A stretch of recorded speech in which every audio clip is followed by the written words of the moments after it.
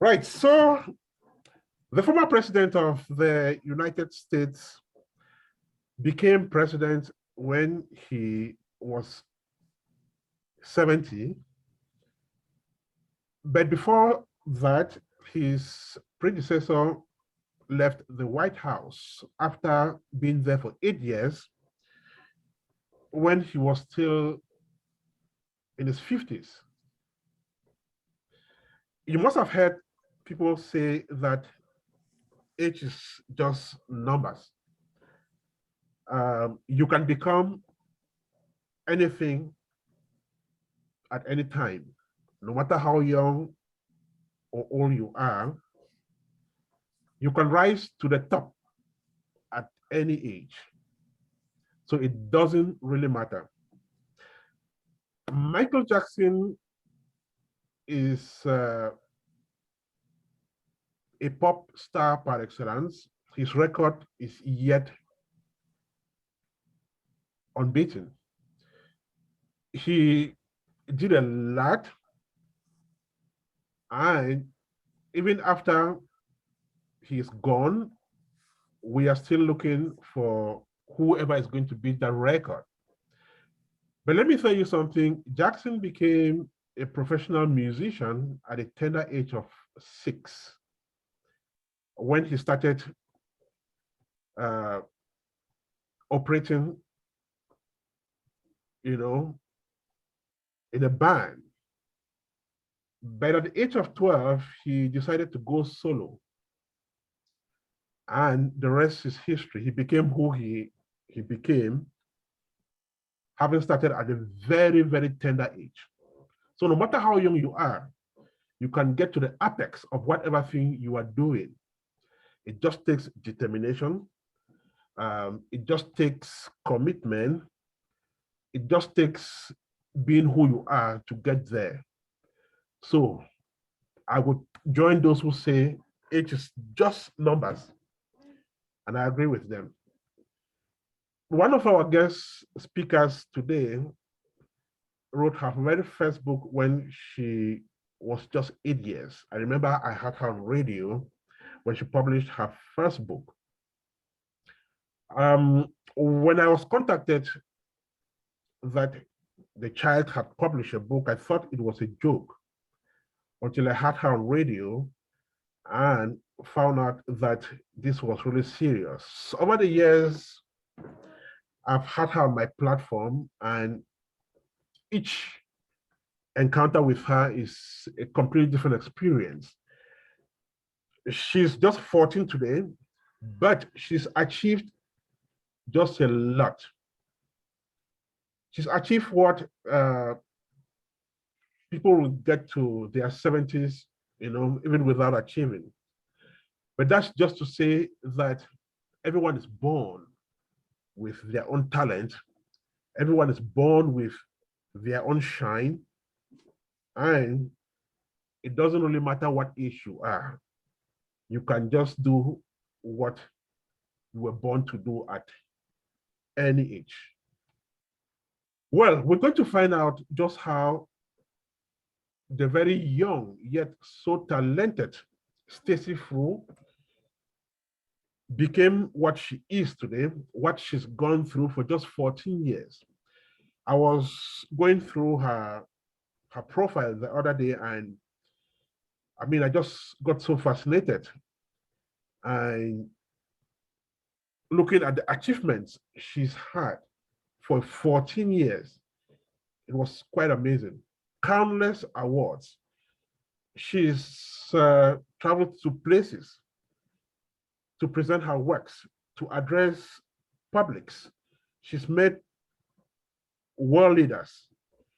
She has led young people in several domains. She's achieved just quite much. And you would even want to, to think that a lot of young people who get to, to that extent only do that in maybe unskilled domains. But no, this is a child who at her tender age has covered a great distance when it comes to intelligentsia, which means at 14, she's able to have published 5 solid books. I mean, writing a book is not chocolate, it's not biscuit.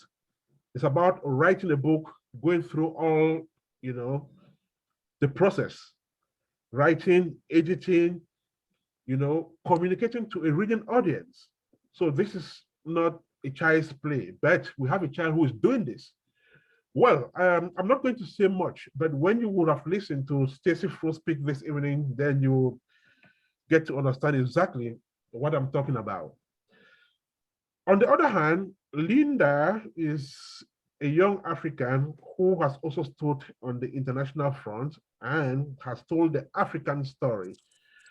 She's had to attend scores of international conferences talking about Africa. And she doesn't only attend conferences to talk about her continent, but she also contributes by way of creating her own platforms, to tell the African story. She is the founder of what she describes as Amazingly Africa, which is a Pan-African organization that talks about leadership, that talks about Africa, and just how young people can contribute to the growth of the African continent. Take note, she's also a very young person. So this is about young people doing great things. Like I said earlier on, age is just a game of numbers. You can do it, you can print your name in the annals at a very tender age. It can come later on in life, but what is important is being able to leave an indelible mark in whatever thing you do. So today we are receiving 2 young people who are going to be telling us their stories, and believe me, these stories are going to be very, very inspiring. I have had the opportunity of meeting them prior to this platform, and each time I've had a conversation with them, I've also learned a lot. I'm not going to belabor the point. I'm going to let you have the opportunity of coming across these 2 people if you are doing so for the first time. And believe me, it's going to be an interesting one. With that said, thank you so much and welcome to this 8th edition of the Progress webinar. If you are coming to this platform for the very first time, then let me just use this opportunity to introduce it to you. If you are coming here if you've been here before, well, it's the same thing. So we meet here every 2 weeks to network, to use 2 speakers to inspire us. So we get 2 speakers on the platform who tell their stories to us. We make sense out of these stories, then we see how we can move forward. We also use the opportunity to network, to know each other better, and why not create contacts, that can be lasting. So that's just how simple the concept is. We are hoping that it's going to grow into something bigger than this. So, but until it gets there, we can't really tell. So once again, thank you so much. My name is Ernest Kanjo. I am a journalist. I am a teller of people's stories. I love using my platform to tell people's stories to the rest of the world. That is my own niche. So I do that on radio, and I also do that in other public spaces, including the Progress webinar, which is at its 8th edition today. So once again, thank you so much. Before we continue, let's just have some housekeeping rules. So since we're on Zoom and we are also reaching out to the rest of the world, we can use the software as much as we can. First, if you are not the one speaking, you may want to just mute yourself. Then when it is your turn to speak, you can unmute yourself and you come on the rostrum. Then we have the chat box as usual. which we can use as much as we can. While the speakers are talking, you can also communicate using the chat box. When it comes to the question and answer session, you are also invited to ask as many questions as you are. You can do that by just typing the questions in the chat box, or you just raise your hand using the icon, or you do that physically. I will be here to usher you in to speak. So I guess we are all set to go. Meantime, others will be joining us. For those of you who have already joined, thank you so much. So this is the 8th edition of the Progress webinar, which is about to kick off. So once again, thank you so much. Our first guest will be live from Johannesburg in South Africa. Stacey was born in Johannesburg, in South Africa by Cameroonian parents. She's just 14 years old. She will tell us her story tonight. Then we are going to put her on the hot seat. We'll engage her in questions. So just to remind you, when we are interacting with Stacey during the Q&A session, don't consider her to be a child. Stacey is ripe enough to stand this kind of interaction. So feel free. Stacey, are you ready? Yes, I'm ready, and thank you for having me on the show. All right, so Stacey, if you are ready, I want to thank you so much for accepting to be one of our speakers today. We are all yours. We are here to listen to your story. Tell us that story then. We'll back with the questions. Over to you. First of all, good morning, good afternoon, and good evening to the listeners wherever you are in the world, because I know that this is an international platform. I am forever grateful to be here, so thank you once again, Uncle Ernest, for having me.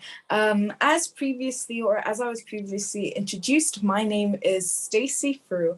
I'm an international multiple award-winning child author and activist, and my whole journey began back in 2014 when I was 7 years old. That is when I wrote my first book titled Smelly Cats, which was later published the next year when I had turned 8. And the reason I started writing was because my mother graduated with her master's sometime in November 2014. And as we were going through the graduation videos, I kept on seeing everyone praising this particular book. At the time, 7-year-old me did not know that in order to graduate with your master's, you had to write something called a master's thesis. So to me, my mother had written this book. And so I put 2 and 2 together. Okay, my mother had written this book without telling me. And I took it upon myself to write my very own book without telling my mother. So if you frequently look back at my other talks, you will hear when I'm introduced that Stacey Fru wrote her first book without her parents' knowledge, and that is absolutely true, because at the time it was just something between me and my older brother who would occasionally help with spelling here and there. So that is the reason why I actually started writing.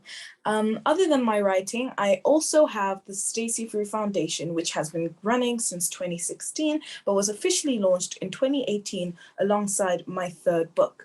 The whole point and the backstory of the foundation, when I was 9 years old, I heard a shocking statistic that over 50% of grade 4 learners could not read and write by the time they reached that age. And this is a statistic within my home country of South Africa. So after hearing and listening to that, I became very, very worried, because now they were talking about my peers. And I said to my mother that I would like to help these children and help them to read. So the whole focus of the foundation is education, literacy, as well as safety and security within underprivileged children. We do various programs such as the African Children of the Year Awards, which is an annual award ceremony held the first Saturday of November, which is International Children's Day. We also do the African Book a Child campaign, where we try our best and donate African books, either written by African authors or books on Africa, to underprivileged homes, orphanages, and schools, etc. There is also this online TV channel, CTV-SA, where that is an online platform where I basically do fun facts about Africa, as well as interview other people who are doing good within their community. Last but not least, the Safety and Security Campaign for Children by a Child. And that campaign is where we aim to equip these children with the best sort of safety tips and equipment that they can get. And fun fact, my most recent book titled Tim's Answer, which focuses on child abduction and child kidnapping, was actually inspired by that whole campaign. Because when I came up with the idea to do the campaign, I thought, okay, what would be the best way to make children like myself interested in learning? So I devised a short play in where I was given these characters, but all the actors were my siblings and my older brother's friends. So it was just like a very small thing that impacted greatly on a lot of the work I do. Also recently with my foundation, I've taken up child labor. I've been working very closely with the African Union and the International Labour Organization. In fact, I am the face for the AU for the international elimination of child labor for the year 2021. So with that, that's sort of the work I've been doing under my foundation, as well as being ambassadors for various brands and other foundations, such as Save the Children and Afro Story. What sort of inspired me, aside from that story that I gave at the beginning about how I actually started writing, but what has inspired me to keep on going is the impact that I've had on children my age, people who are way older than me, some of them being 50, 60, 70 years old, and people who are way, way younger than me, some of them being 3 years old, 4 years old, and 5-year-olds. So seeing the impact that I've had on people's lives has definitely given me some motivation. But also, like when you introduced me, you said that you thought my story was a joke. Seeing people like that and proving them wrong also inspires me, because it's like, well, I'm here, my story is true, it's time for me to speak about it. So first of all, seeing the reach that I've had on people and proving people wrong, that's a very good point of inspiration for me, because I'd like to think that I'm a very well-spoken young lady, and that's because I take time and put time into some of that stuff. And things that also motivate me is the support that I've gotten from the patrons from my foundation and my parents as well, because my whole family, they are my biggest supporters. If I need to go somewhere or do something, they're always there for me. And the whole reason I'm sitting in this chair today in this beautiful home is because I have received that support. So yeah, I think I've explained a bit about my work. And from that end, what does it entail to do all of this? I think it's just a lot of patience. You have to be patient with the things that you do and how you go into them, because you can't just sit down for 5 minutes and expect the whole book to pop up. Things like that take time. Patience with my public speaking, it's sort of getting used to being in environments with a lot of people, knowing how to talk to people even if you don't want to, and also dedication to your work, because you can't just start something and leave it to hang. So it might not sound like much, but once you start doing it, it'll get a lot. Thank you for having me this evening. Wow, Stacey Fru, thank you so much. Thank you so much. And just before we engage her in questions, I just want to show you a little bit of what she's done. First of all, her next book will be launched tomorrow in Johannesburg. She will have to confirm that as well. So that will take place tomorrow. Yes. Am I correct, Stacey? Yeah, tomorrow's going to be a busy day. Okay. Then you can see this is the president of the Republic of South Africa, perusing through Stacey's book, one of her books. Which one is this, My Stacey? first book.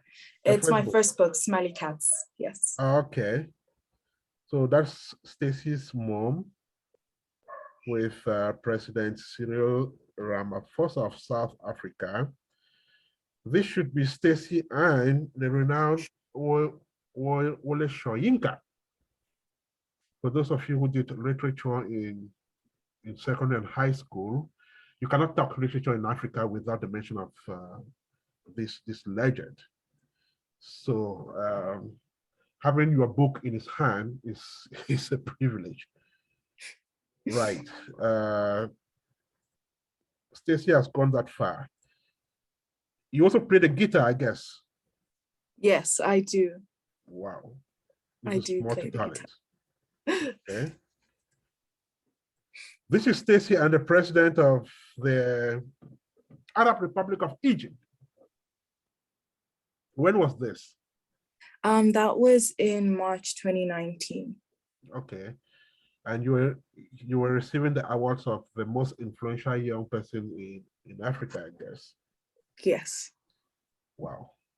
So she's had scores of other recognitions over the years. She's done just a lot. If we start telling Stacey's story, we will not only spend 2 hours, we'll be here the whole day. So Stacey, congrats, beautiful story. And it's time for us to dig into knowing more about you. So any questions for Stacey?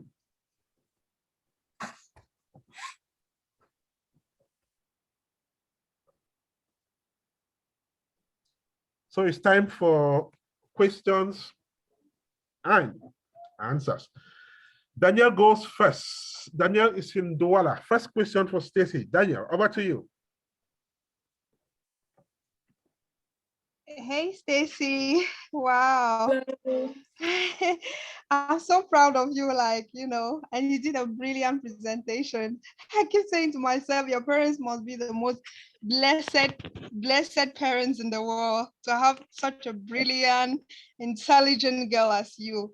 Well, I don't have much to say, but I just want to encourage you as I'm a millennial, and I call myself a millennial entrepreneur. So I'm always there to encourage other people and let them know that they can actually become whatever they want to become if only they put in what the necessary resources and the effort. You spoke about consistency and dedication.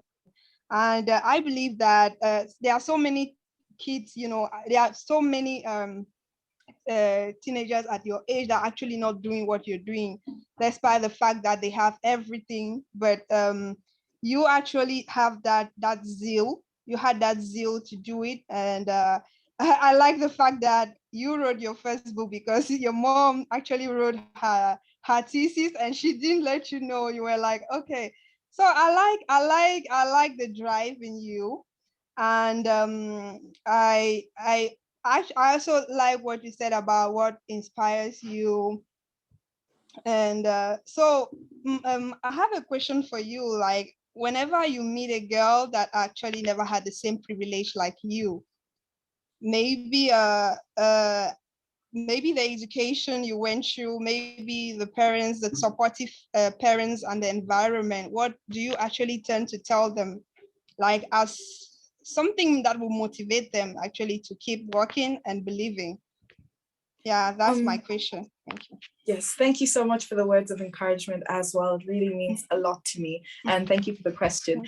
So what I would tell these kids or girls specifically, I would tell them that in this life, there is an opportunity for everyone.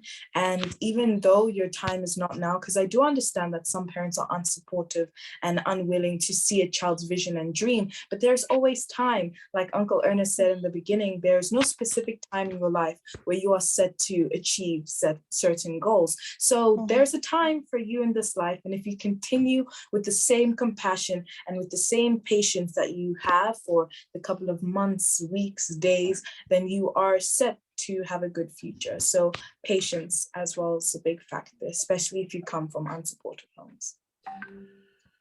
Okay. Yeah, thank Patience you. Thank you is so a much. very big factor. Thank you so much for that response, Stacey. Daniel, thank you for that question. All right, so the progress webinar number 8 continues. Stacey is the first speaker. We just listened to her story. A very beautiful one, of course. Next question. So who goes next?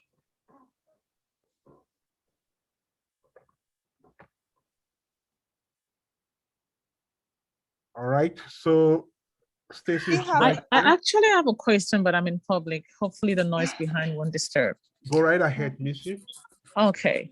Stacey, you actually impressed me with your profile. I mean, considering your age, the knowledge, and the aptitude you have in helping others, really, really inspires me looking at you as a young girl. So the question I have for you is, when you're writing, do you write to give what people want, or you actually you write based on what you feel like is good for the people? I write on what I think. Thank you for the question. Before I forget, I write on what I have the story within me. I don't write with regards to what I think is good for people, and I don't write for other people. I write to tell a story, and if people see it as something that can be useful to them, because a lot of the time my stories do have morals, or I tend to add a good moral behind it. So if people can find use for that, then great, amazing. But I'm writing to tell a story. There's not really any type of logistics behind it. Thank you for the question. Great. Okay. Thank you so much, Stacey. Who do we have next? Solai? Yeah, Miss Ines, I have a question. Tracy, do you write nonfiction, or Stacey, sorry, do you have write nonfiction or fiction books? I write fiction books. Okay, another last question before we move forward. I actually look at you and I keep admiring you, like, oh my God, where is this girl taking all this encouragement and motivation from? So my question actually is, what motivates you, like, to keep doing everything that you're doing? Yes. Thank you for the questions again, Danielle. Really means a lot to see that you are participating and listening to what I have to say. So what motivates me to keep on going is because I know that I now have a burden to carry on, take forth, and influence the next generation of leaders. I like to feel like I'm playing my part when it comes to looking at young people who are doing good in the world, and having the support that I have really also just motivates me to continue and push on, because there are just so many people out there that need help. And even though I might not be impacting millions, I would like to think that the hundreds that I've helped are going to make a difference. She might not be impacting millions, but the hundreds she is impacting are kind of benefiting quite much. And as time goes on, she will definitely be impacting many more people. So, like, Hey, over to you.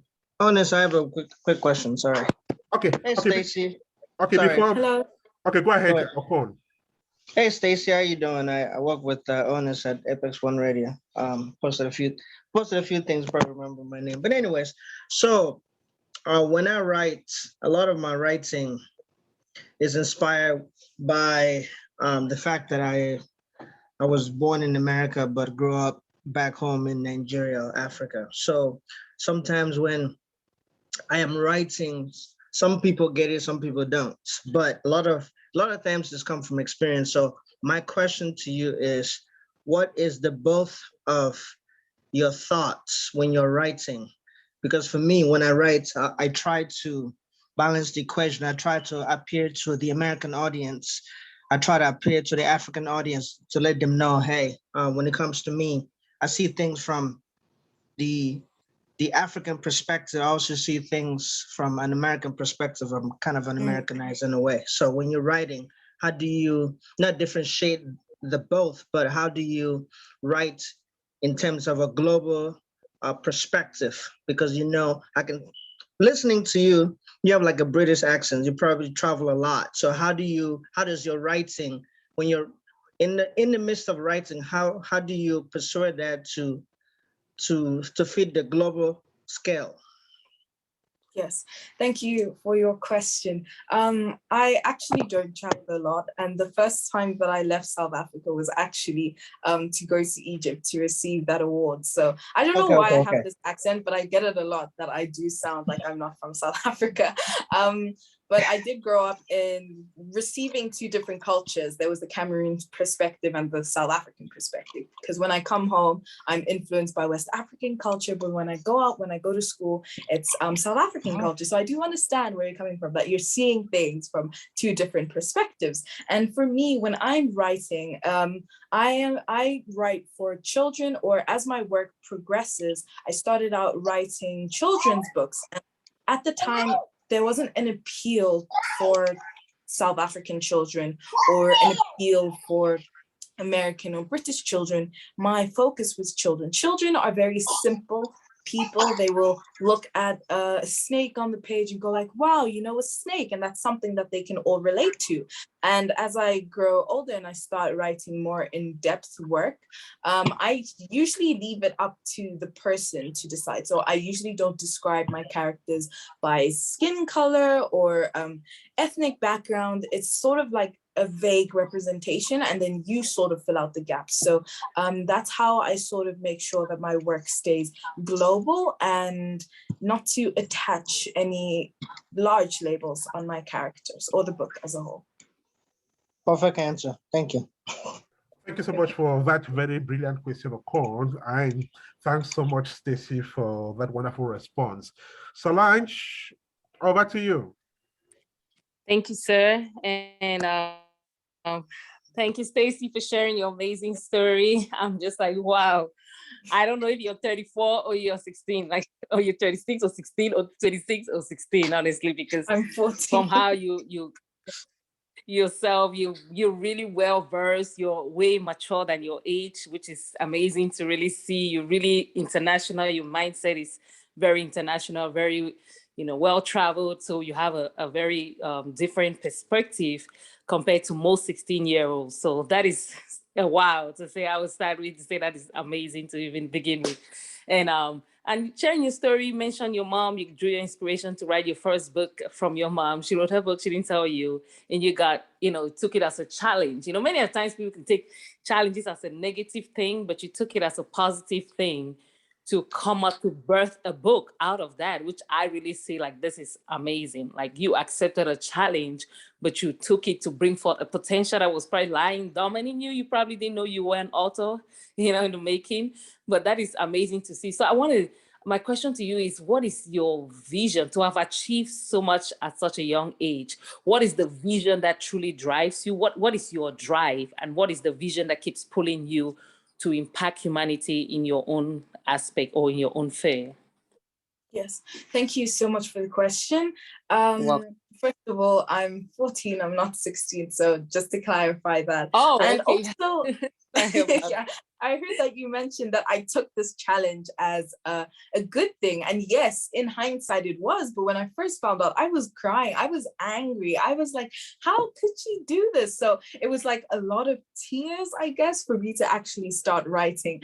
And my vision, or sort of what I hope to achieve, the sort of end goal, is for me to have impacted not just the people within my community, but to have millions see, first of all, the importance that literacy and education can have in your life, and just how much it can change the position that you are currently in. Because a lot of the time, especially the younger kids, part of my generation, are taking education for granted. With the whole coronavirus pandemic, with a lot of schools having to be closed down, many children, especially the unprivileged, weren't at school for over half a year. So obviously a lot of people lose the sort of drive that they had before. So for me to incite it within millions of children and young adults to see the value that an education will have for you, whether that's finishing your final year or taking a taking it up all the way to a university and PhD level, just educating yourself and being knowledgeable about your surroundings. I'm also sort of a philosophy nerd. I like listening to the podcasts, and just all that literacy and the thought process is extremely interesting to me. So to have more people who are wanting to get more knowledge, that is sort of my end goal, whether that means growing my foundation to billions. That would be nice too. Wow, I told you Stacey is up to the task. Thank you so much. Thanks so much for that question. We are gradually but steadily moving to our next guest. But before then, I have my own questions for Stacey. Stacey, my kind of questions are the ones journalists would ask. Okay. So the first one would be, you have met and come across some, world dignitaries, people of, people of high standing, especially Wole Soyinka, who is a legend when it comes to literature on the continent. Can you tell us some of the things these people told you when you met and presented your works to them, or when they were recognizing you? The president of Egypt, the Nigerian writer we were talking about, and other people. So what are some of the things you would remember these people told you? So with the president of Egypt, it was a very, very formal thing. I mean, myself alongside the other recipients had to practice how we were going to walk along the stage, because, they didn't want any mess ups or any disrespect going towards the president. So with him, it was just a firm handshake and wow, posing for pictures. So we didn't really have time or the opportunity to talk, because there was lots of media, lots of people, and we had to get things moving. So unfortunately, the only word I said was, "Hello, sir. It's nice to be in your presence, pose for pictures, and leave." But with Wole Soyinka, or Tate Wole Soyinka, we met at a university where there was a dialogue being held on African literature. So in that type of space, there was sort of a little bit of time for discussion, but we met him as he was about to enter the elevator. So it was a rush, like, here you go. I'm a young author from and I sort of introduced myself. My mom was there the whole time. She is a big fan of him. So it was nice that she also got the opportunity to meet him. And the things that he said within our meeting, it was just like, I'm so proud to see the next generation of young African people who are interested in literature. So it was sort of a generalization, but it also encouraged me, because it's like, wow, I'm doing something which the elders can look down on and appreciate and condone. My next question is this: when Stacey is out there receiving some international awards, and when she comes back home, when she comes back to her classroom and meets her classmates and other people around her, what is the feeling? How do they look at you? I feel like a lot of the people see me as someone who is very determined and also a good leader, especially within my school and class environment. I tend to take up leadership positions quite a lot. So I feel like that has to do with me being in such a public sector for years. And a lot of people just look at me in a good light. So a lot of my classmates and friends acknowledge that. Okay. We are also told that you took part in one of the TED Talks. That is a big platform. And if you've been to the TED Talks, then it means you've also hit the apex of public speaking. Tell us about that experience briefly. Yes. So giving my first TED Talk, I had never given such a long and prepared speech. The specific TED Talk organization that I was with required us to have mentors. So there was like communication with a mentor, having to write your speech beforehand. It had to be between 10 and 13 minutes long. All of it had to be memorized down to the T. So it was very stressful, having to get word by word by word, having to sit down and speak with this mentor who wasn't really even there. So the communication was definitely kind of stressful, but I enjoyed the experience. Like after I left the stage, I was so relieved to have been given the opportunity to be on TED Talk. And also the whole process for me was very new. So I enjoyed it. Wow, interesting. All right, Solange. Yes, sir. Go right ahead. Oh, thank you. I just had a quick question for Stacey. What is the most challenge you have faced throughout your career, or what are the challenges, I would say, along this path on which you're walking on? Thank you for that. The challenges I would say that I frequently occur within my journey would be challenges of people who don't believe me, people who will say things that, oh, there's no way she could have written this book without me having a chance to tell my full story. So a lot of the time there have been media organizations that would not publish my story because it's not believable. And also, you know, the typical online people who will spend hours a day writing nonsense. So those are small challenges that I've had to face. Bigger challenges would be sort of with my foundation work, it's funding, and because everything currently comes from my parents' pockets, and we're not the most well-off people. So it's also hard with regards to having to self-sponsor every single event and hope for the community to pitch up when we are doing donations and drives. Wow. That's beautiful. Thank you so much, Solange, for that question. I don't know if there's any other question. If not, I will take the last question, then we'll move on to the next speaker. Is there any other question for Stacey? Stacey, you just mentioned seconds ago that your family is not the richest, but you're able to make things, you know, move.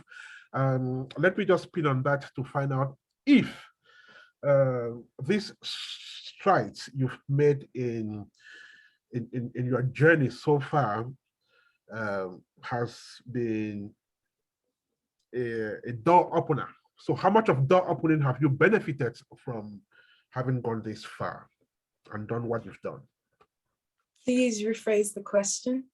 So are we going to say that being able to do what you've done has also come with a lot of door openings? Have you had many opportunities thanks to what you've been able to do this far? Yes, most definitely. Me and along with my journey, there have been many opportunities that I have had the grace to have, if not being in this line of work. There was a time where I got a free first-class ticket just because I was me. So that was very nice.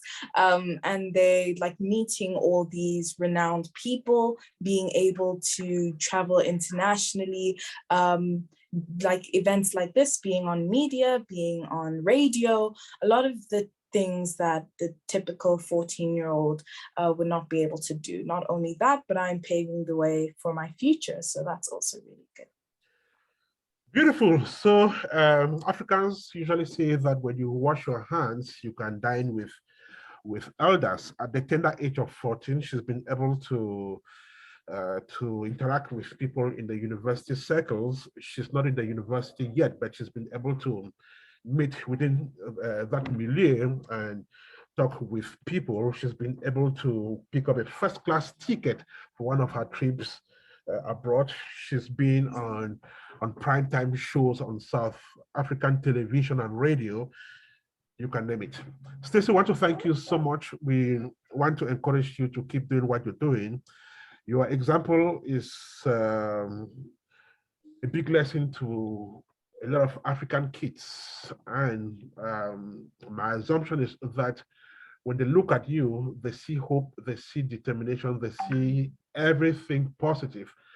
And if Africa has many more of you, definitely we will be a continent to reckon with tomorrow. Thank you so much, Stacey, and hopefully you'll be back on this same platform. We'll definitely need you again because we need to tell your story further and further. But you're not going away yet, Stacey. Just hang around for the next speaker. But before you go, do you have one last word? I'd just like to thank you, Uncle Ernest, for having me on the show and the previous radio shows that we've had together. It's an amazing experience. The support that you've given me is absolutely amazing. And thank you for all the listeners tuning in this afternoon. I hope you all have a great day. Beautiful. So, Stacey, like I said, just hang around for our next speaker. You too may want to participate in the next conversation. So this is the Progress webinar number 8 in progress. Today is the 27th of August, 2021, and we are back here to tell more stories. After listening to Stacey, we are now moving to yet another young African with similar vision, very hardworking. Her own niche is Pan-Africanism. She's so fond of telling the African story using her various platforms. Linda Fuenting is the founder of Amazingly Africa, which is an organization that talks about youth leadership and many more things. She has sat on United Nations platforms to talk about Africa. She's one of the founding members of the Pan-African Diaspora Youth Association, and lots more. But I will not belabor the point. I would let her tell her own story. Thereafter, we'll be back to do the questioning. Linda, are you ready? I am ready, Ernest. All right, over to you, and thank you so much for accepting to be one of our speakers today. Thank you, Ernest. And thank you for everybody who has joined and who has been listening to the story so far. I've been really inspired by Stacey's story. And to be honest, I'm actually angry at myself for not knowing her earlier because, I mean, my work touches upon women and youth, and she's the epitome of, you know, African leadership and all of the great things that we can accomplish. So my passion for enabling African entrepreneurs to succeed started in Cameroon. And when I was in high school, we started a microfinance venture to support small businesses with funding, and the impact it had sort of took their businesses to the next level. And so when I came to the United States to start my career and continue my education in 2012, I got to volunteer for President Barack Obama's campaign rallies. And so while at university, it provided me with a front row seat to his and former First Lady Michelle Obama's hopeful and empowering speeches. And so it was really a matter of time with all that exposure and inspiration that I was bound to start something like Amazingly Africa. Before I go into anything further, my name is Linda Foyning, like I said. I'm the founder of Amazingly Africa, the network for digital inclusion and leadership. I'm a database engineer, a community leader, a multilinguist, and a master in the art of gathering. I like to tell myself that. I'm also the founding member of the Pan-African Diaspora Youth Association, where I chaired as the Sector for Science and Technology at the African Union Mission to USA in Washington, DC. So I think, like I said, my passion for social entrepreneurship in Cameroon started before I even knew what social entrepreneurship was. So in high school and even in college, when I came to the United States, I participated in many events and internships at the United Nations. And so I ended up founding the chapter of US Funds for UNICEF at my university because there seemed to be a need for it. And it's how I truly got involved in advocacy work and humanitarian work from the start. So with the work that I was doing there, I got to interact with business and world leaders from different walks of life. And they were really able to impact my view on the world and my view of what we can really do when we decide to put our mind to it. So while I was at Brown University, I participated in the Mandela Washington Fellowship Conference, which was created by former President Barack Obama for young African leaders. And the invitation came from the State Department through my involvement with the African Union, as I mentioned earlier. And that was under the mentorship of Her Excellency Ambassador Arikana Chiombo-Equal. And so Ambassador Arikana came in with sort of a new methodology, right? So her goal was to empower Africans that are skilled and educated. And so under her mentorship, I became a founding member of the Pan-African Diasporan Youth Association. And that's how I became the chair for science and technology, which is my passion and which is what I do for a living. And the idea for Amazingly Africa came to me at the Mandela Washington Fellowship Leadership Conference.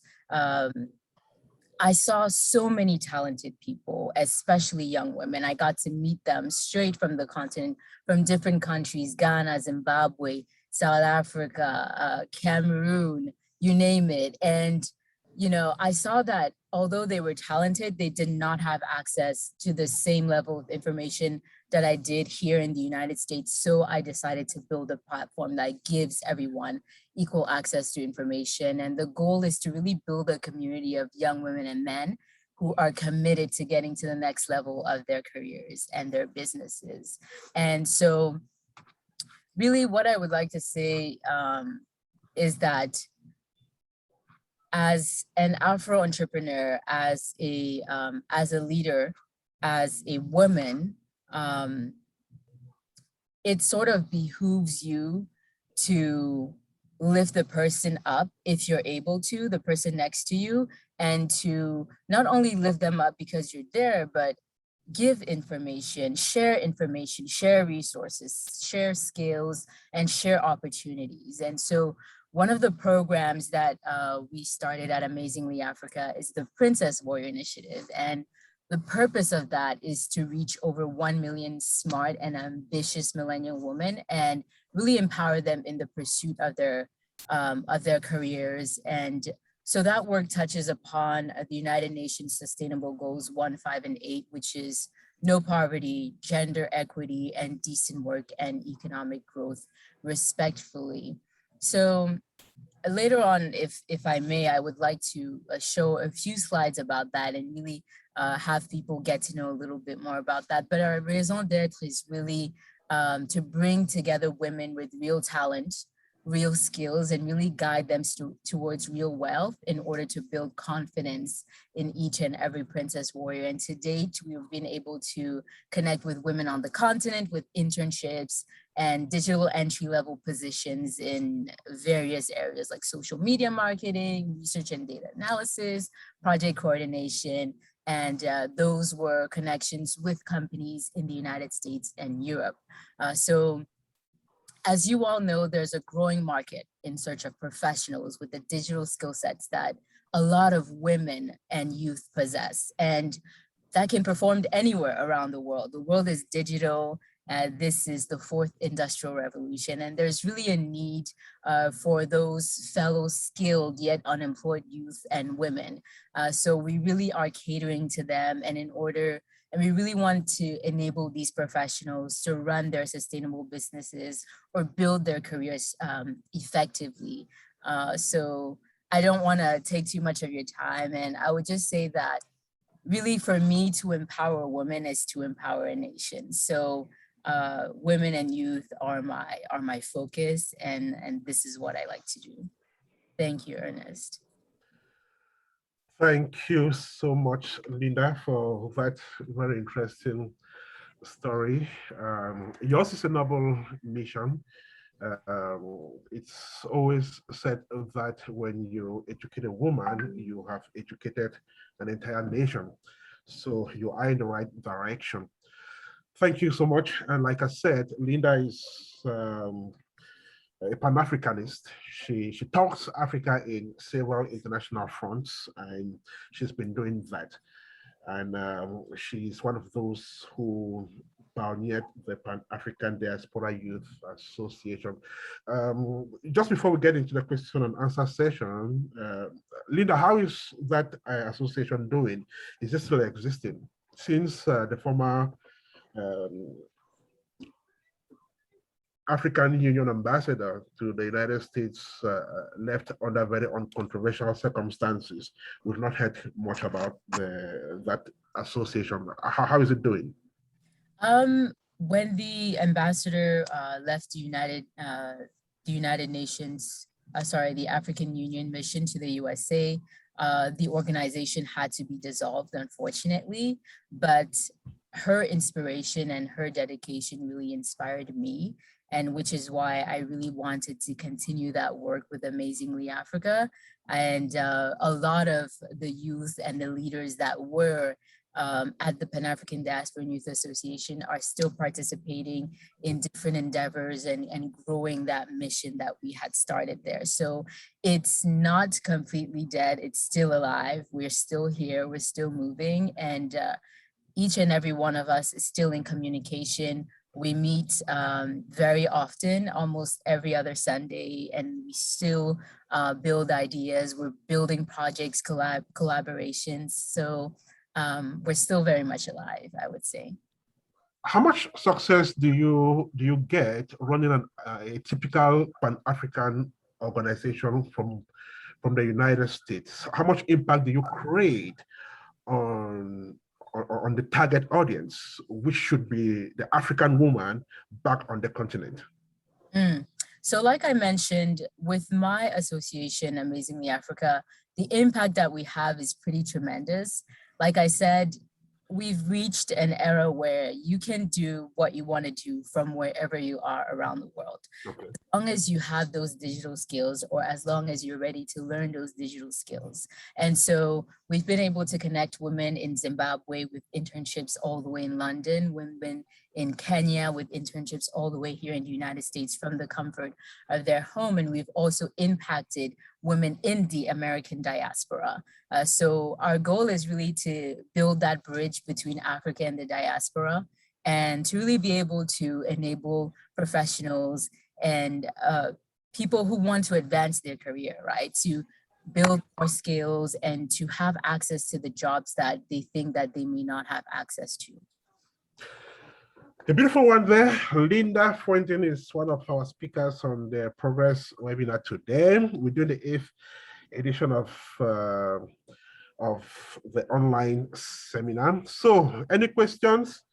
It's the Q&A session for Linda. Who goes first? Yes. I'm sorry, go ahead. Okay. Good evening. Hi. Okay, Calvin, let's go. Okay, good evening, everyone. So I have a question for Linda. So, Linda, you talk about a few things like IT, Africa, and women. So I would like to know, like, why we don't have a lot of women in the science and technologies today, and if you have some information, like, so why? What's the problem? We have more men than women in the ITs today. And also, I would like to know if I want to go in this way. So, what kind of skills can I need to success in as a young African? Awesome. Thank you so much for your question, Calvin. So, I mean, why? There's so many statistics and so many reasons why. We can talk about of the reasons why women, especially Black women, are not in these science and technology positions. There's an estimated 3% of Black women or women of color are in the tech sector worldwide, and it's pretty drastic, right? So, I mean, the women have higher rates of unemployment than men, especially in African countries. And sometimes they may be underestimated. Sometimes they may be told that a typical woman's role, it should not be in science or technology.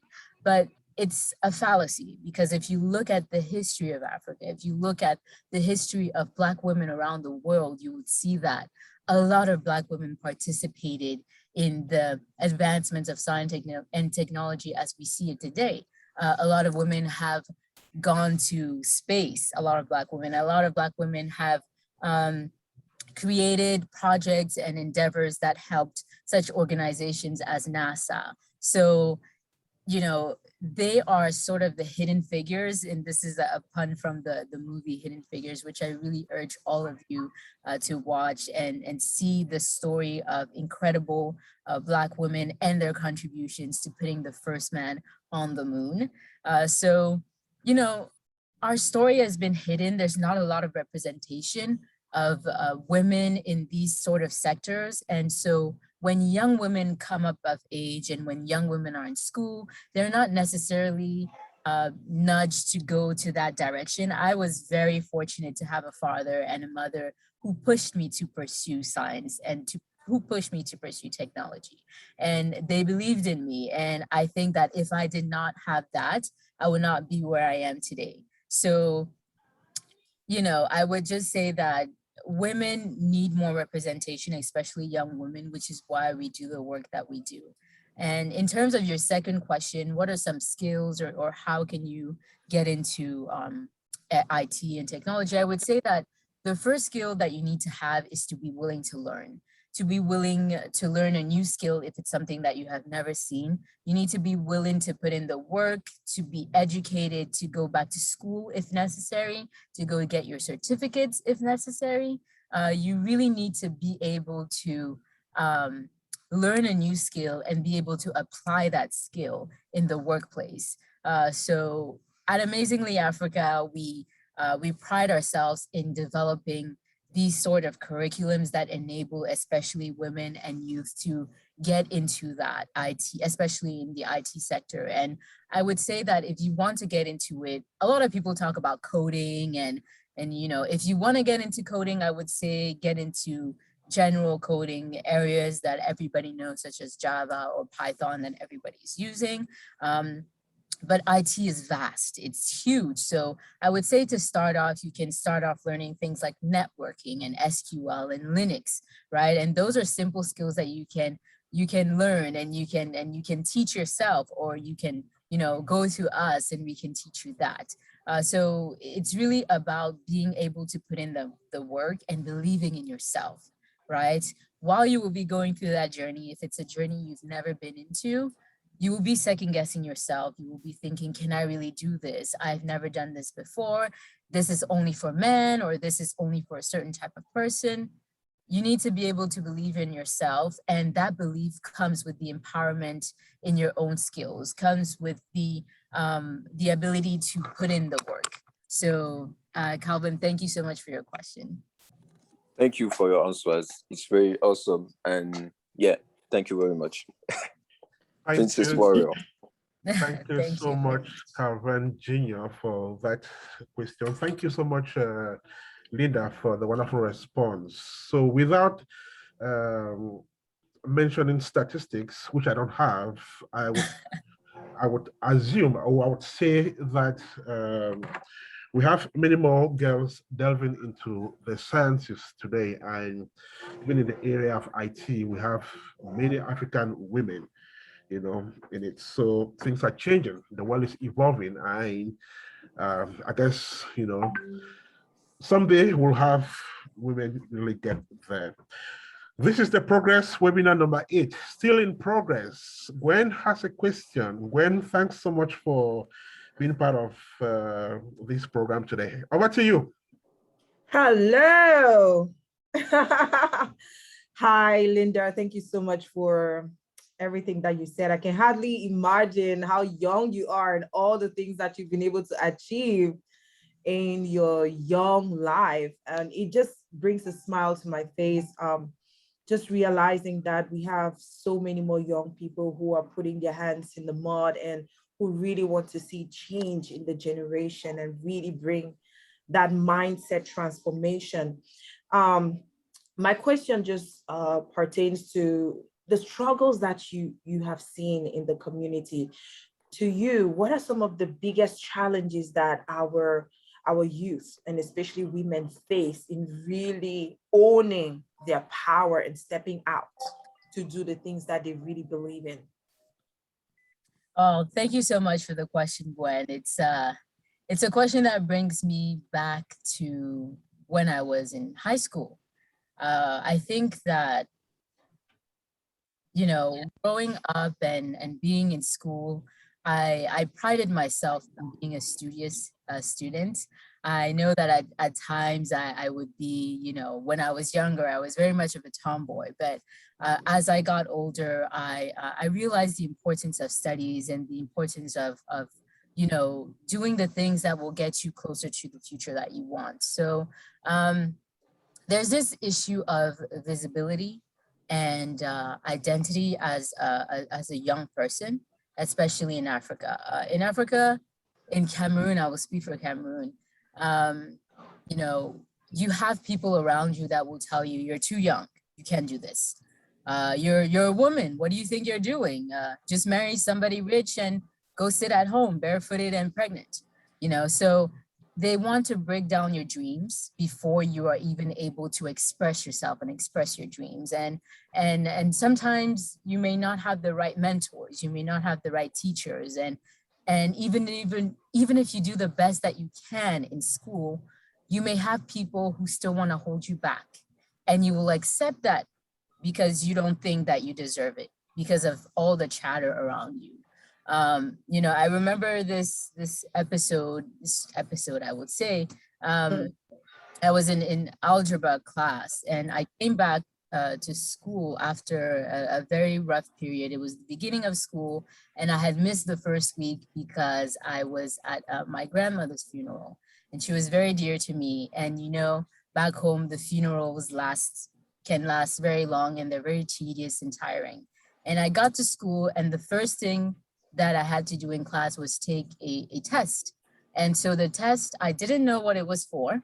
It was a pop quiz. It was a test in algebra. And I did my test diligently. And I had half a point wrong on the last question. And so the teacher sat me down and she told me that, you know, this test was to see whether or not I would skip a class and advance to the next math class.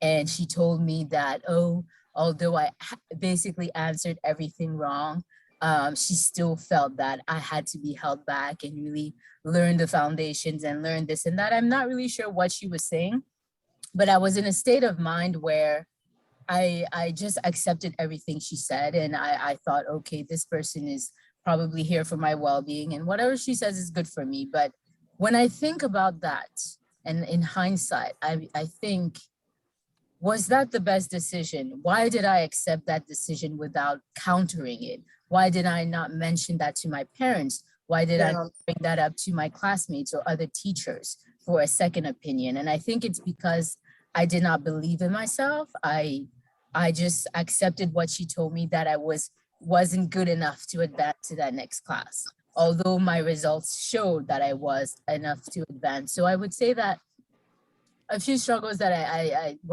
one of the struggles was I was not empowered in myself. I was not, I felt sometimes invisible. I felt that my skills were not good enough to continue in that path. So I would say that, you know, in being good in your mind, being well in who you are, trusting your skills, trusting your capabilities, and being empowered is important. And that's really why I really press on empowerment. It may seem like, oh, empowerment is the word that I throw around, but it's really about, if I had, you know, other people that I could look up to historically that did this work that we learned about in school, maybe I would have said, actually, no, I can do this and I'm not going to be held back and I will push forward. So that's what I would say, you know, believing in yourself, believing in your skills and there's this thing of imposter syndrome that everybody's saying. And I think that I actually felt that at a very young age, and I did not even know what it was or what I was experiencing. So that would be one of the struggles. So being demeaned and not being accepted, or not being, how would I call it?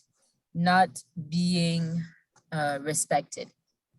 So those are some of the challenges that I have gone through. So thank you for. I don't know if I can ask a follow-up question to that. Go right ahead, Gwen. Go right ahead. Okay, so as somebody who has worked so much with other young girls, trying to pass on that information and help them with some of these things that you talked about, the limiting beliefs and the imposter syndrome and all that, what do you think is stopping some of the women, the young women in our community? Because I would say that that's something that I have faced as well. And I really like to know how people are able to help better, pass that message on without sounding pushy. If you understand what I mean, because yes, yeah, I think that it's about representation, right? Like I said, there are about 3% of Black women in the domain of technology, right? In IT, which is the domain that I'm in. As I was pursuing that career, I did not have anybody that looked like me that was doing this work. So if I did not have that personal push, that personal drive of achieving that goal, would I have really gone through and completed it? I'm not sure. So there's this issue of representation. There's the issue of people talking you down, like I mentioned, people disrespecting you for being young or for being a woman, disrespecting you for being Black, depending on where you are in the world. So that's why in my advocacy work, I really push and I really use historical facts, right? You can only be empowered by truth. Right? And the truth is African people have done tremendous things around the world. They were the first mathematicians, scientists, technologists, architects, right? And they built amazing monuments that still stand today. So I use that to empower youth, to empower women, to show that, hey, this has been done. Your history did not start with slavery. Your history did not start with colonialism. Your history started thousands of years before that, and you're able to take it thousands of years to the future. So that's how I go about it. Thank you so much. Question. Thank you so much, Gwen, for those great questions. Thank you, Linda.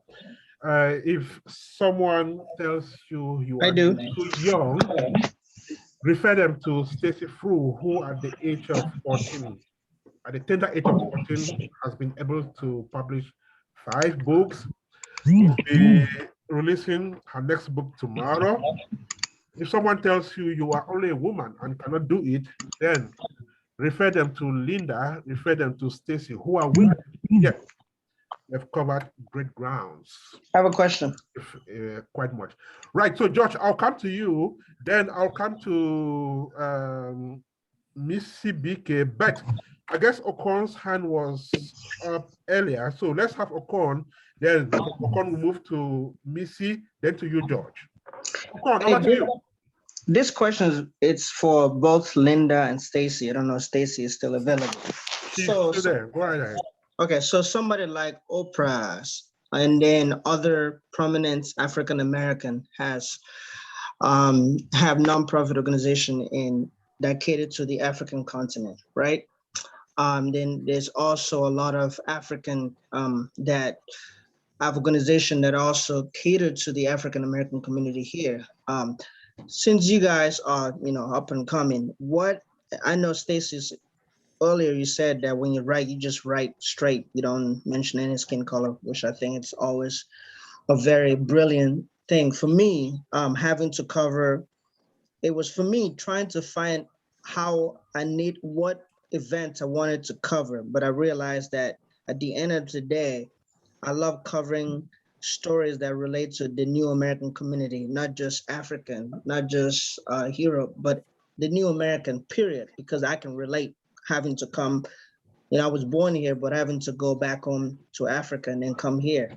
So the question for both of you is how have you guys been able to reach out to the African American community, especially the young girls, on the I'm not talking about the impact of African, but how to motivate them, because I know that there have been a lot of famous people that have gone to Africa to help. You know, I want a situation where the African are coming to the African American community to help as well. If that makes sense. Right. So the question is for both Stacey and Linda. So who takes on that? Stacey, I know you have to leave soon, so you can start if you would like. Thank you for the question. I'm not based in America, I'm in South Africa, so my audience is the young South African child, be it, in general, not only South Africa, but the African child. So both male and female as well, so not limited to that. But how can you, if a young African American is looking for inspiration, sometimes they find inspiration outside of the US, how can your book touch them? Because your book is general, it's a universal thing. I know it may be catered to the African diaspora, but also a story like that you were talking about, some lizard or something like that, or snake, that is a universal thing for any child at any age. Yes, thank you for clarity. I didn't quite understand the question at first.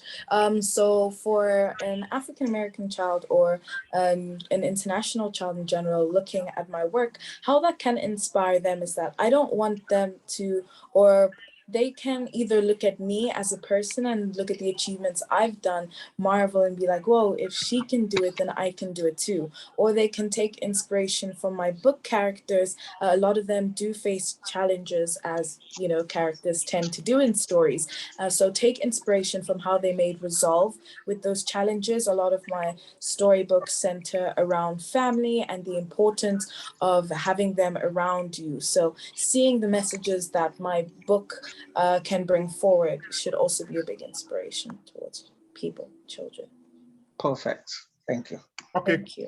Quickly, just before Stacey leaves, I know it's getting late in Johannesburg. Stacey, are your books on Amazon? Yes, my books are on the online platform Amazon, and you can also order them by reaching out to me privately on my socials and off the foundation website. All right. Thank you so much. Linda? I would say that for me, Amazingly Africa is not about Africans on the continent. It's about the African diaspora.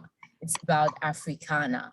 So that means Afro descendants, and that includes African Americans in the United States. And I use my platforms such as Amazingly Africa on Instagram and on Facebook to really highlight stories, as I mentioned, of Africans and African Americans that have done incredible things around the world and that have influenced us in various aspects. And I like to focus on science and technology as well as the arts, because being a creative is part of being, a global Pan-African. So I would say that I use these stories to inspire them. And the first story that I ever actually put up on the website was 7 inspiring stories of real life princess warriors. And that takes on 4 examples of 4 women on the continent and 3 women of the African diaspora, some in the United States, some in the Caribbean. And it really highlights who they were, what they did, and how they contributed to the world and civilization that we have today. And so I think that for me, I'm a history buff. I love literature. And those are the things that inspire me, reading those stories, learning about what they did. Those are how I go ahead and empower women and youth of the African diaspora, of Africana. So I would say that my work is not just about African women on the continent or African youth on the continent. It touches upon the African diaspora. So I hope that answered your question, Okon. I hope it does. Yes, yes, Okon, yes, satisfied? yes, yes, Okay, yes. beautiful. Right, so Missy has been itchy to ask a question. Missy, speaking over to you. Thank you so much, Big Brother. Thank you, Linda, for the great presentation.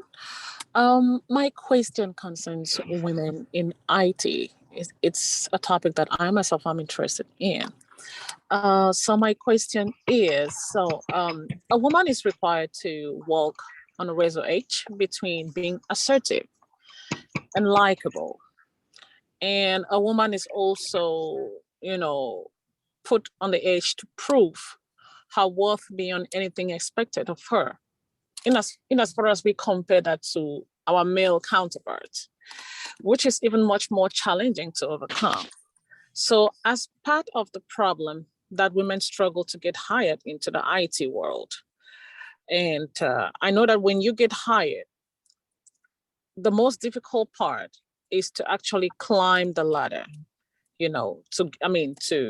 to get promoted to senior level positions. So as somebody in the IT world, have you experienced such problems?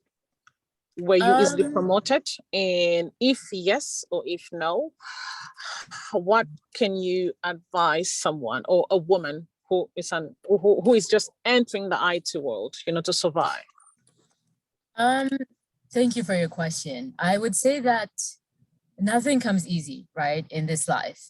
Everything comes through hard work. And I would say that the advancements and the things that I have acquired and the achievements that I've been able to do have been through hard work, have been through my dedication, and they have been through me focusing on that goal and trying to achieve that goal.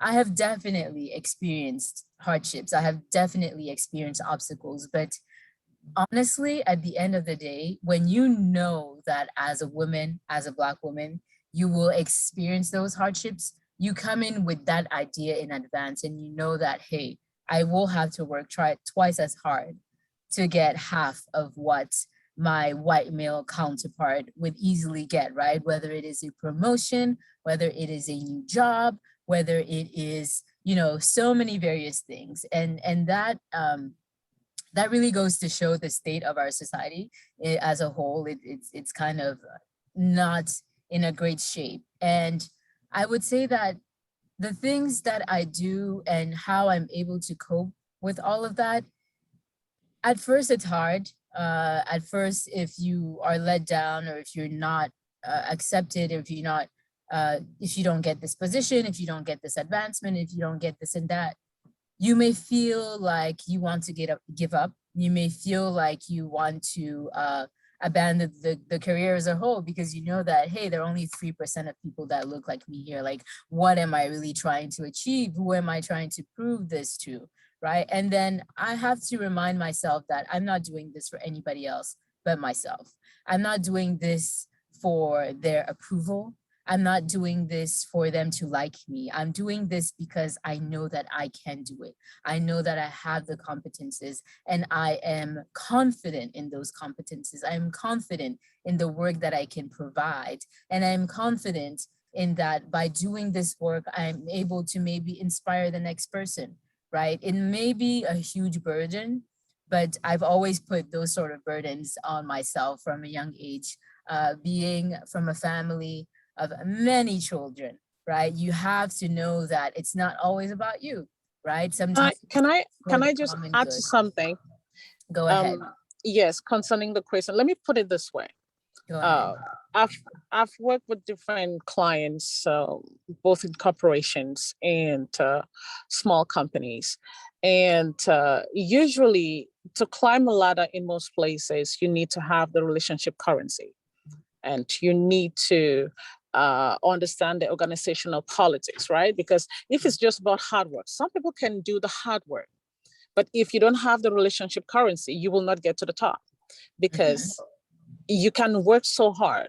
But what if the person making the decisions, you don't actually know exactly how to sell yourself to make them know that I can do this, because you can actually do a great work and another colleague can take your credit from you. That's so true. Yes, so I've not actually dealt with the IT world to understand how it works in those areas. So in your case, right, because if we just tell somebody you have to do the hard work, you have to, it's not clear enough. So will you encourage them to tell them, okay, even if you might know how to be good at this, to get ahead, you need this, or you have to know how to communicate with, the bosses. You have to know how will you put it in, how will you put it in an easy way for someone to understand without just telling them it's hard work? Definitely. Thank you for that question, for clarifying. I would say that yes, it's hard work, but it's also, like you mentioned, you need to be able to communicate, whether it is in IT, it doesn't matter what role you are in. We live in a world where if you're not able to tell the person across from you what you need and how you want to go about getting it, you will not get it. So you need to have those communication skills. You need to have that confidence. You need to be able to articulate that, right? It's not about just typing behind the computer. It's about how do you communicate, right? And it's not just with your manager, it's with your teams, it's with other departments, it's with other colleagues, right? How do you get along? Do you get along in a spirit of harmony and understanding? Or are you a person that just comes in and does the work and leaves, right? So you need to be able to navigate that world. And I had to learn that, right? I used to be very shy. I used to be an introvert, but I had to learn that even as an introvert, there's a way for you to express yourself. There's a way for you to network, right? There's a way for you to create those friendships and create that environment for prosperity. So I would say that the skills that you need is confidence, you need communication, and you need personal development, right? Are you personally able to wake up in the morning and pursue that goal? Are you personally able to read self-development books? Are you able to read books on better communication, persuasive communication? Are you able to speak with your body? Are you able to sit in front of an interviewer and really articulate what you do, but articulate who you are as a person, right? So those are a lot of different skills that you need to have, and that you need to be a well-rounded individual. And it's not just like you said, being able to have the technical skill, the technical know-how, but you need to also have those people skills, those soft skills, and so that emotional intelligence. So those are the things that I would say, in addition to having the technical skills, you need to have all those extra skills as well. And it comes gradually, but you have to work towards it constantly. Interesting. So you may be at the same knowledge and performance level as a colleague in a project, but that colleague is able to negotiate a higher pay. So that just depends on how much you can market yourself. Miss Hill, that was a wonderful question. George, you have a question, I guess. Yeah, I have a short one. You see, I've been a little bit busy, and I don't know whether someone has asked my questions so far. But if someone has asked it, I want to ask it again, because I need an answer to this particular question. Yeah, Linda, working with the girl child, there is this common English adage that the greatest problem of a woman is a woman. May I know the greatest challenges you have faced working with the women, particularly the young ones? The greatest challenge, you said the woman's problem is being a woman. Can you please repeat your question? You're on mute. You're on mute, George. Josh, you have to unmute yourself.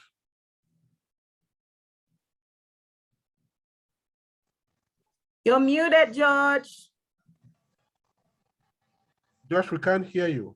Can you hear me now? Yes. Perfect. Can you please rephrase your question? Good. I was saying that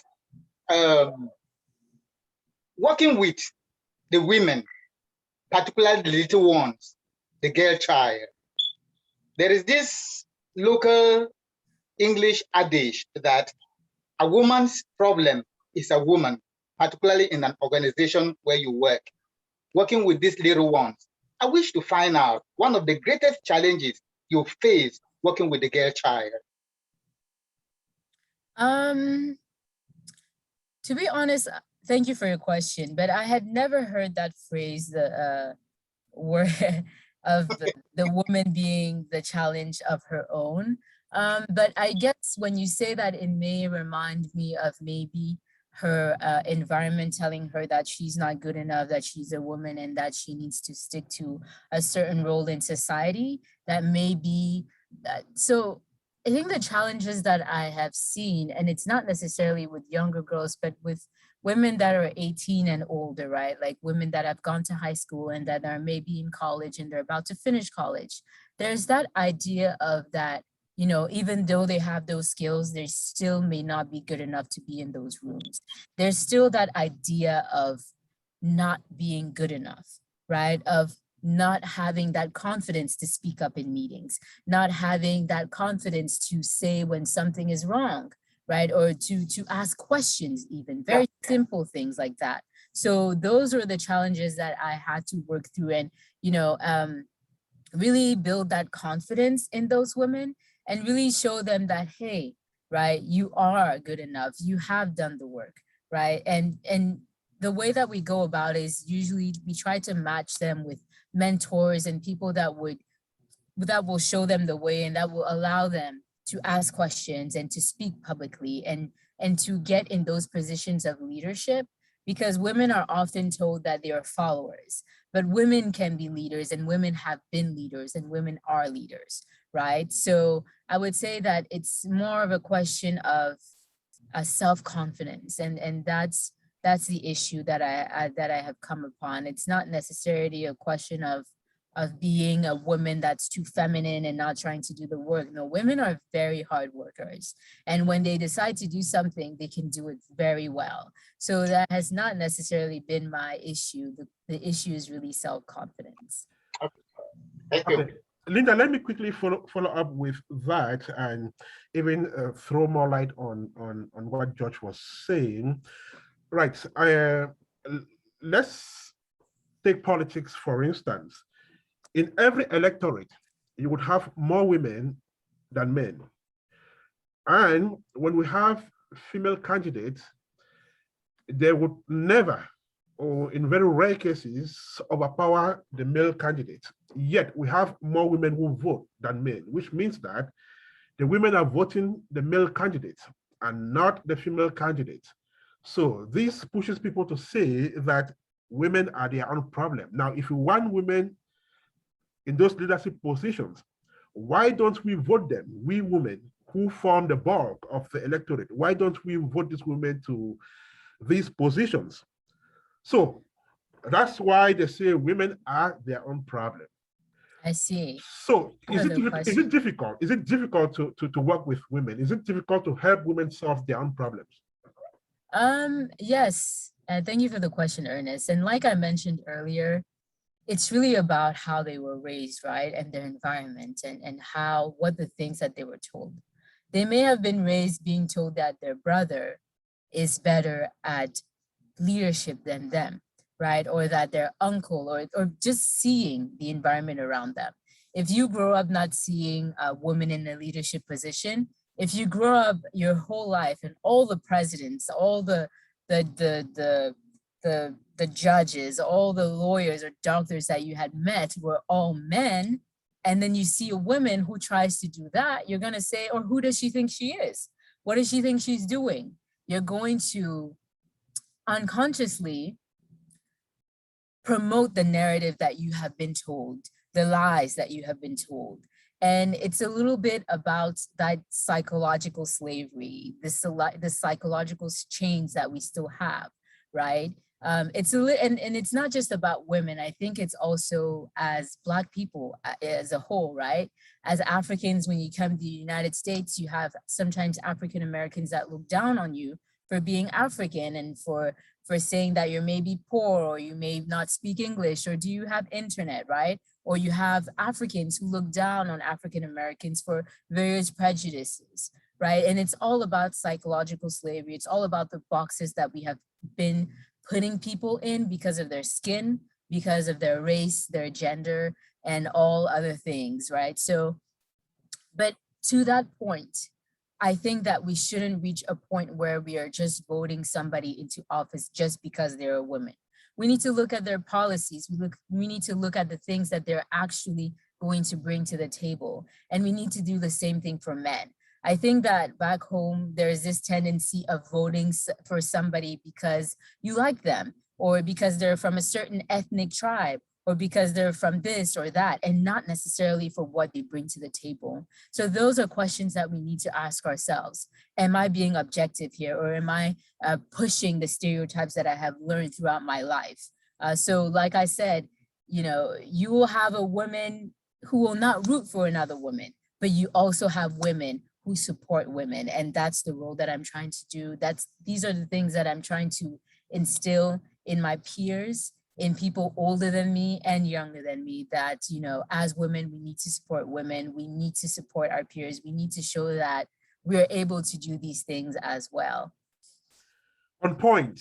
We are gradually but steadily moving to the end of this discussion. Looks like Solange has a question. Solange, over to you. Thank you, sir. Thank you, Linda, for sharing your awesome story. I just want to say your expression or your English language is unmatched, just like the first speaker.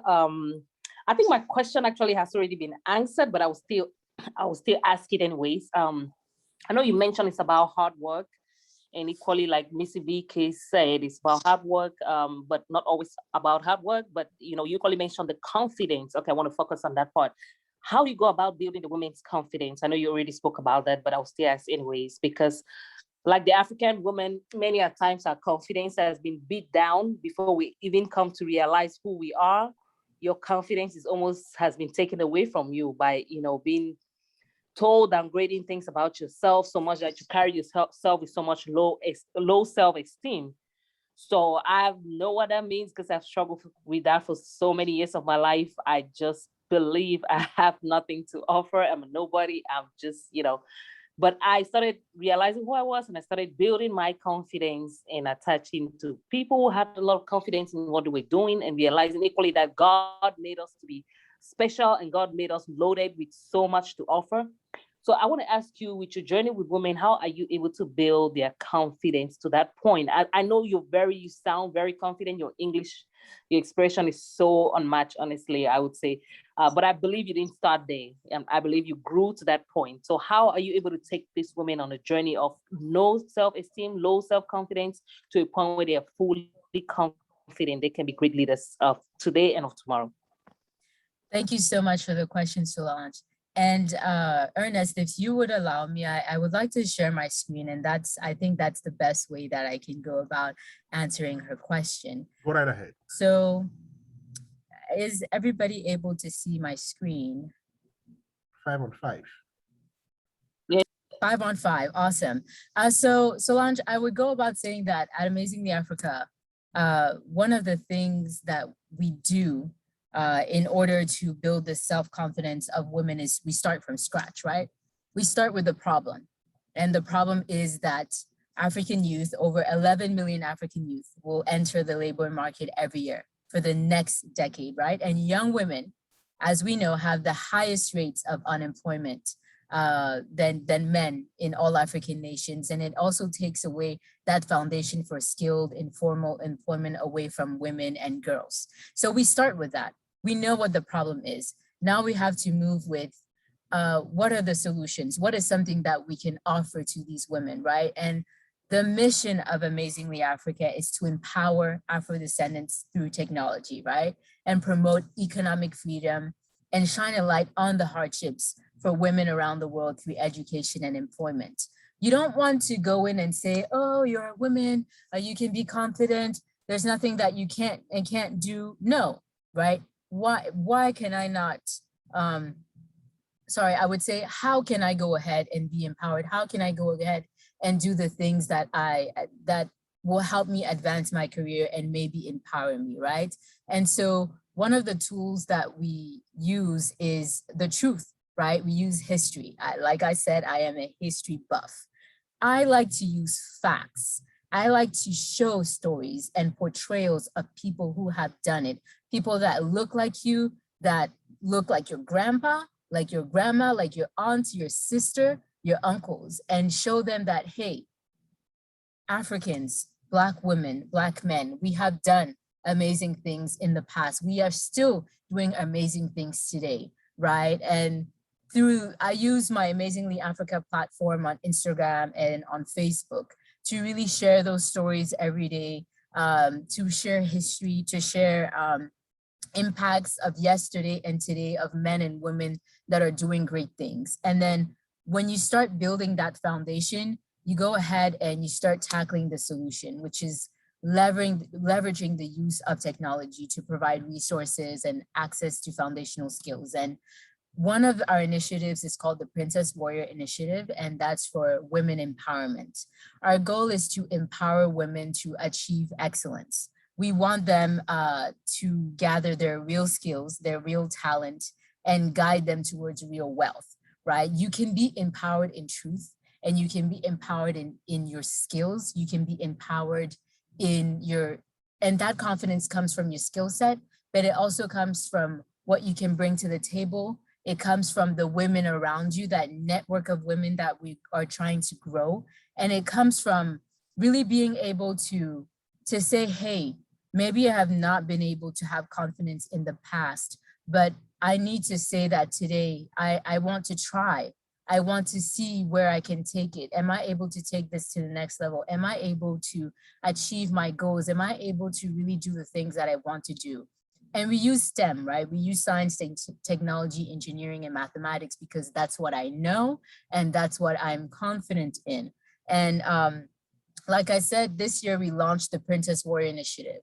And we really want to build that network for Pan-African leadership and inspire and empower smart and ambitious women, really to pursue those incredible achievements, because there are not a lot of women of color in tech.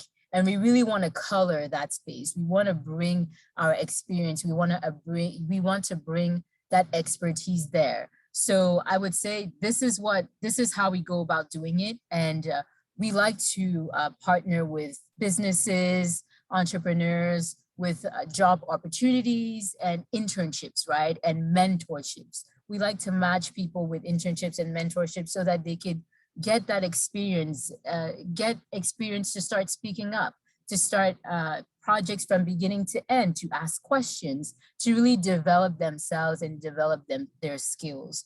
So I could talk on and on and on about that, but we promote self-development books and really the application of things. So I would say that, I guess to learn more, please look at this slide and really you can send us an email and we go about doing these things step by step. And we really try to empower women and youth to achieve excellence, because we have achieved excellence in the past and we are still achieving excellence today, and we will continue to achieve excellence in the future.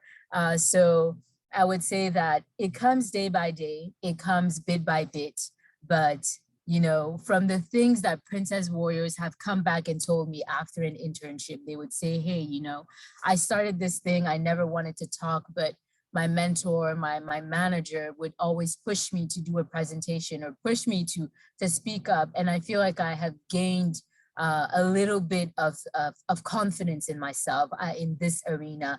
I have gained confidence to speak up even in my family about things that I do not like or things that are not okay. And so, when you take your expertise from business to family or from family to business, you become a well-rounded individual and you become a person that, you want your children and your children's children to be inspired by. So that's the work that we do. And those are the things that motivate us. And that's how we try to empower women. I hope I have answered your question. You sure have. Thank you so much. That's quite brilliant, and one can only be, amazed when a young African like Linda, puts her competence into work. Linda, I want to thank you so much for that. Do we have any more questions for Linda? I guess not. So if not, I'm going to ask the very last question, and we will take the last 2 minutes to find out if there is any general question. Then we will appreciate today's webinar session, and that will be it. So Linda, are you convinced that IT is a gray area for African women? Otherwise, where do you see the evolution of African women in IT in the next 5, 10, 15 years? Well, I like to, thank you for that question, Ernest. I like to call myself an Afro-optimist. And honestly, I am very confident. I am very optimistic about the future of African women, of Black women in tech, in science and tech, in STEM, of youth of African descent in that field, because honestly, like I said, when I go to conferences or collaborate with African youth on the continent or from the diaspora. Sorry, Linda, I'm not cutting you short, but I'm asking this question because we are in 2021, yet Sure. we still have very serious internet connectivity issues on the continent. We have Africans living abroad who have ventured into internet-related businesses back on the continent. They've failed woefully. They've had to give up. So do you still think that IT is that thing you would count on, as far as the growth of the continent and its women is concerned? I see. Thank you for that clarification, Ernest. It is true that on the continent, there's a lot of infrastructure issues, and that doesn't just come from internet.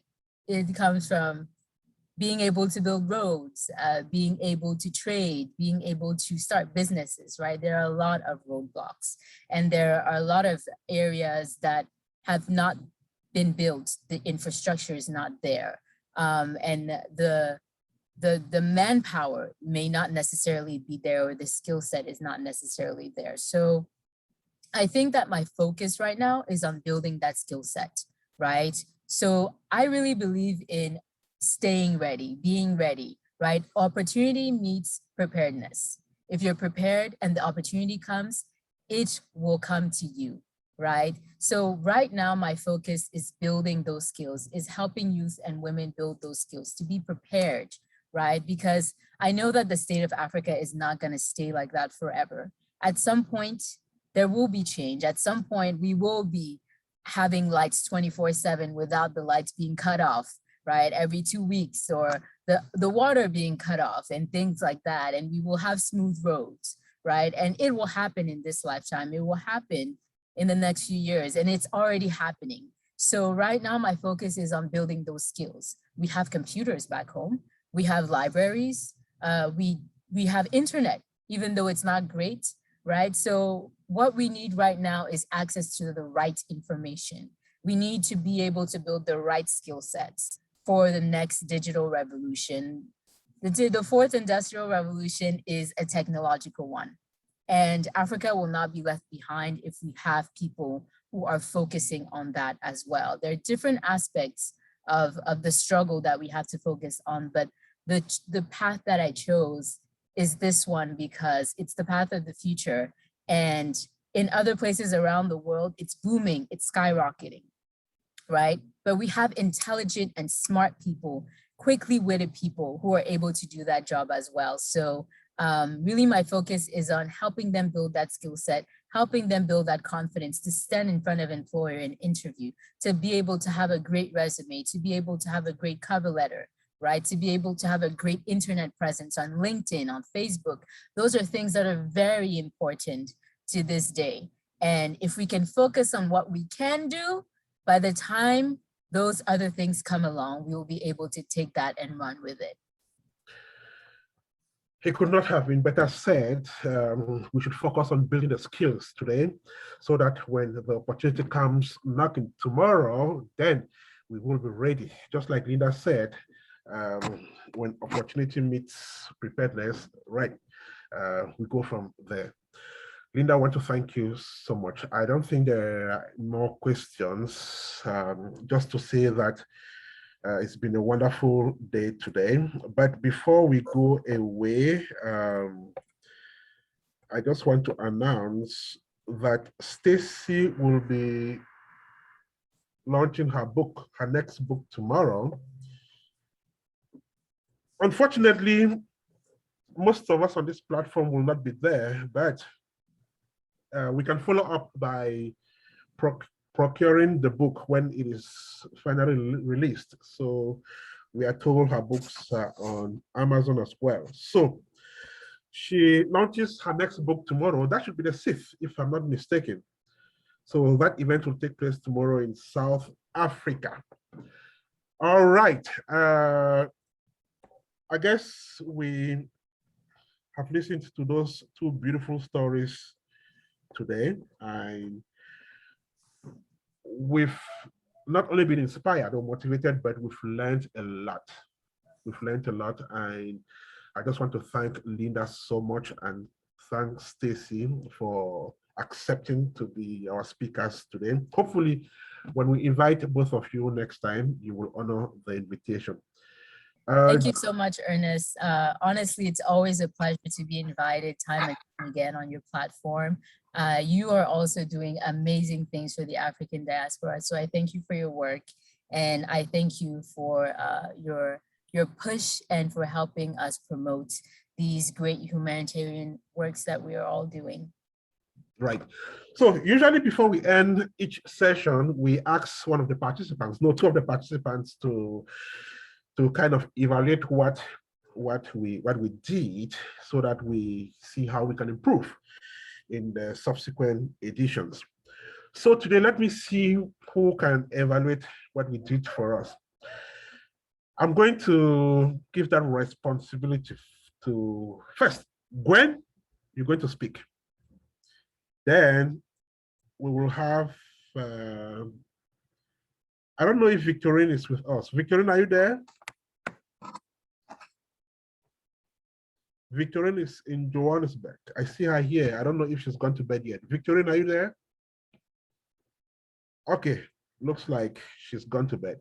So we're going to have Gwen assess. I'm here, sorry. It took me time to find my unmute button. Thank God. Victorine, we are going to hear your voice today. So when Gwen speaks, you will be the next. So Gwen, in just 1 minute, tell us what you heard, what you saw, what you learned, and how did we do today? Was it worth it? Always worth it, big bro. Always worth it. I believe that every time that we come together to share knowledge or, just discuss about things that will move us forward, it's always amazing. So I want to thank you, first of all, for this platform. You've always been there for the community for so many years. And for those of you who don't know, I might sound like a broken record, but Ernest, big bro, is one of the people who gave me my first platform. And if today I am able to speak in front of crowds, to have a media channel and all that, it's because he believed in me and he gave me a platform first, so many years ago.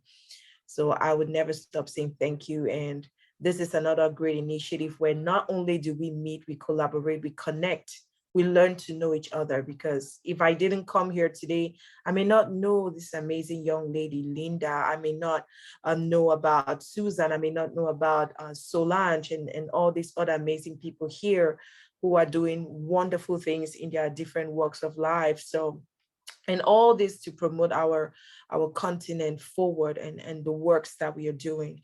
So I want to say congratulations to Linda and congratulations to Stacey.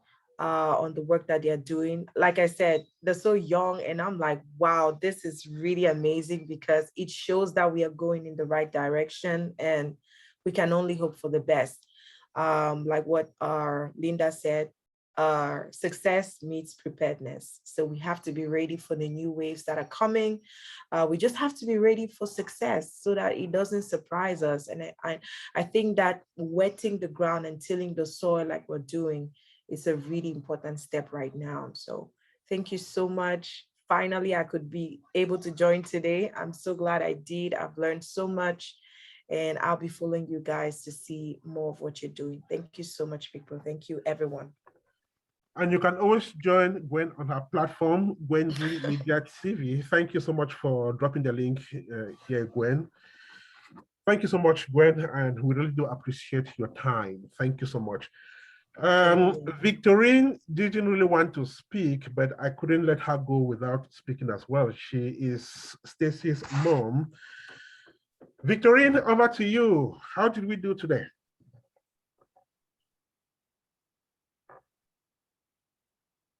Hello. Sorry, I'm already in my gown as I was almost in bed, so I had to sit up. I think given that it's my first time to sit through, all I can say is that I'm full of admiration for the work that you've done, Ernest as a person, but also listening to my two daughters talking and educating me and you and everyone else. It's really encouraging, you know. But yeah, I don't have a lot to say because I'm dumbfounded, as it's always been said. But I really appreciate the platform that you've given to Stacey, that you've always given to Stacey. And I just want to bring it to the listeners and viewers' attention that you are one of the contributors of the book that will be launched tomorrow. You actually sent us a testimony of your time and your days with Stacey. So we appreciate that a lot. Yeah, thank you so much, Victorine. Thank you so much. And we also appreciate you for your time to have stayed awake till this time was really good. I know you are in Johannesburg. You should be getting to midnight there. So thank you so much. And we also thank you for letting your daughter be part of the platform today. So thank you and congrats on the great job you are doing. Yours, like I would always say, is a noble mission. Right, so we are going to end here for today. That's all we had time for today. We will be back on the 10th of September. That is in 2 weeks. In 2 weeks' time for more stories, and hopefully we will all gather here and listen to those stories. I want to thank you so much for taking off time from your very busy schedules to be part of this today. We are all building it together. If there are things you think we can improve on, just let us know. It's not my thing, it's our thing. There is always room for improvement. It can only get better. So thank you once again. And we will be meeting here in 2 weeks. Do have a fantastic rest of the day and a great weekend. And may God bless you. So thank you so much and bye to everybody.